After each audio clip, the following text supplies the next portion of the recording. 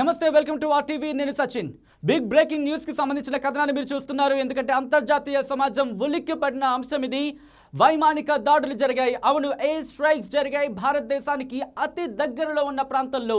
ఇంకా చెప్పాలంటే పొరుగునే ఉన్న దేశంలో వైమానిక దాడులు జరిగాయనే అంశం ఇప్పుడు అంతర్జాతీయ సమాజం ఉలిక్కి పడేలా చేసింది. ఒక్కసారిగా షాక్ తింది.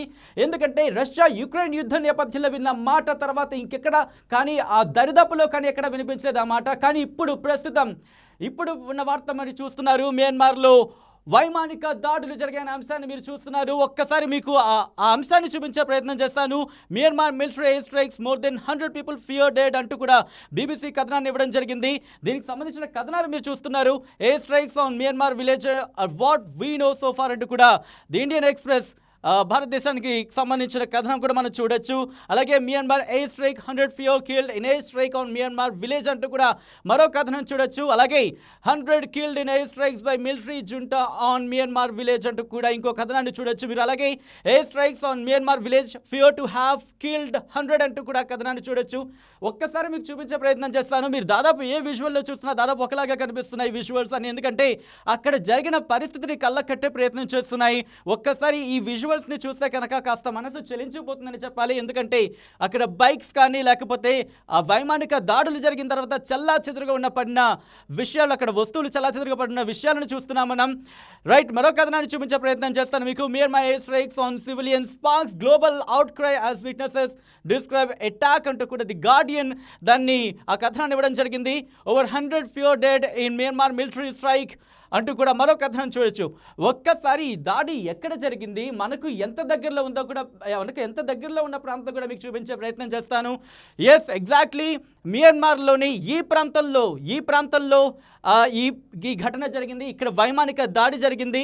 ఈ వైమానిక దాడి దాదాపు ఈ వైమానిక దాడిలో 100 మంది చనిపోయినట్టు భావిస్తున్నారు. ఇది కూడా ఎంత దగ్గరలో ఉందో మీకు చూపించే ప్రయత్నం చేస్తాను. మణిపూర్కి ఎంత దగ్గరలో ఉందో ఒకసారి మీరు చూడొచ్చు. అలాగే మిజోరాం కాస్త దూరంగా, మణిపూర్కి కాస్త దగ్గరగా ఉన్న ప్రాంతం ఇది. దాదాపు ఒక్కసారి ఇక్కడ కథనం చూస్తే కనుక ఇండియా మియన్మార్ బోర్డర్కి చాలా దగ్గరగా ఉన్న ప్రాంతం ఇది. ఒక్కసారి ఈ ప్రాంతంలో మీరు చూస్తే కనుక ఇక్కడ వైమానిక దాడులు జరిగాయని అంశం ఒక్కసారి అంతర్జాతీయ సమాజం ఉలిక్కిపడేలా చేసింది. ఇక్కడ ఒకసారి మీకు చూపించే ప్రయత్నం చేస్తాను. ది గార్డియన్ ఇచ్చిన ఈ కథనం చూస్తే కనుక మనసు చలించిపోతుంది. ఎందుకంటే ఈ కథనాన్ని ఒకసారి మీకు చూపించే ప్రయత్నం చేస్తాను. Kids pregnant women among 100 killed as military junta bombs Myanmar village అంటూ కూడా కథనాన్ని ఇవ్వడం జరిగింది. చిన్న పిల్లలు, గర్భిణీలు కూడా ఈ దాడుల్లో మృతి చెందినట్టు తెలుస్తోంది. ఒక్కసారి ఆ కథనం మీరు చూడొచ్చు. చనిపోయిన 100 మందిలో పిల్లలు ఉన్నారు, ప్రెగ్నెంట్ విమెన్ ఉన్నారు. సో ఇలాంటి కథనాలు చూస్తే కనుక మనసు చలించిపోతుంది. ఈ వైమానిక దాడిలో 100 మంది చనిపోయారు. అండ్ ఈ ఘటనను UN కండెమ్ కూడా చేసింది. ఎయిర్ స్ట్రైక్స్ని ఖండించింది. అంతర్జాతీయ సమాజం UN ఖండించింది. People including school children had gather at a community hall in Pajgai village when they came under attack. Massacre, one of the deadliest in 2 years since military seized power.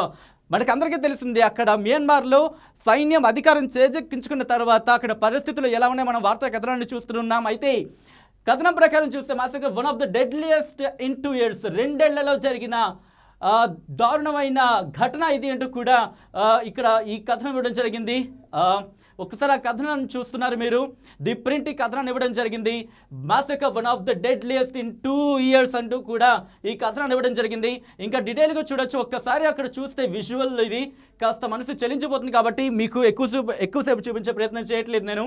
Over 100 people were killed Tuesday in air strikes on civilians attending the local officers' inaugural ceremony at a community hall of Pajgai village in Sagaing regions, Kanbalu township, about 495 kilometers from India-Myanmar border. ఒక్కసారి మళ్ళీ, ఎందుకంటే ఈ కథనం చూసిన తర్వాత ఎంత border సమీపంలో ఉంది, మనకి ఎంత దగ్గరలో ఉంది, ఆ ఘటన జరిగిన ప్రాంతం మనకి ఎంత దగ్గరగా ఉండే అవకాశం ఉందో మీకు చూపించే ప్రయత్నం చేస్తాను. ఇందులో ఒకసారి మీకు చూపించారు, బట్ మరొకసారి చూద్దాం. ఇప్పుడు ఇండియా మియన్మార్ బోర్డర్కి 495 kilometers దూరం ఉన్న ప్రాంతంలో ఈ ఎయిర్ స్ట్రైక్స్ జరిగినట్టు తెలుస్తోంది. సో ఒక్కసారి మీకు మళ్ళీ ఆ ప్రాంతం చూపించే ప్రయత్నం చేస్తున్నాను. కాన్బాలు ఇది మన మణిపూర్ అండ్ మిజోరాం, వీటికి అంత దగ్గరగా ఉందో మనం చూస్తున్నాం. దాదాపు సరిహద్దుకి 495 కిలోమీటర్ల దూరంలో ఉన్న చోట బాంబు దాడి, ముఖ్యంగా వైమానిక దాడి జరిగిందనగానే ఒక్కసారి అంతర్జాతీయ సమాజం ఉలిక్కిపడిన సంఘటనను చూస్తున్నాం.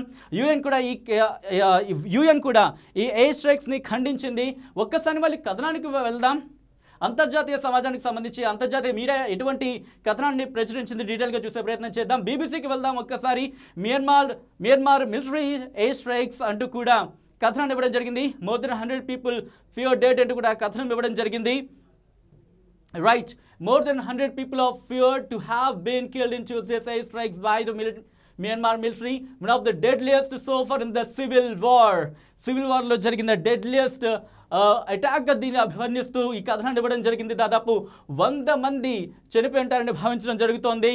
And survivors told the BBC they have collected at least 80 bodies but expected toll to rise further.